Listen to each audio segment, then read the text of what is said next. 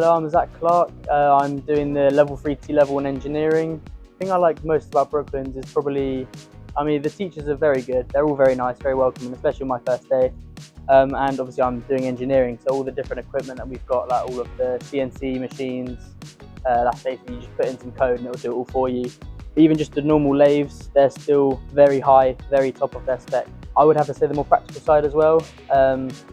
Yeah, the best part about my course is definitely the practical. There is quite a lot of theory involved, but the practical definitely does make it a lot easier to do. So it's not just death by PowerPoint. There's a lot of practical involved with it.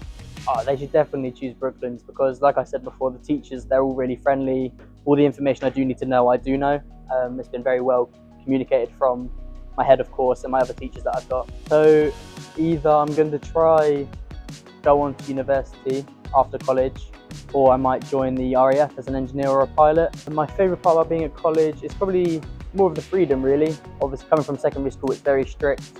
Teachers are very on everything, but here it's a lot more relaxed. Your teachers are much more friendly and open to have conversations with you. They're not just there for teachers, but they're also there to help out if anything's going wrong. Yeah, it's very welcoming and warming, really.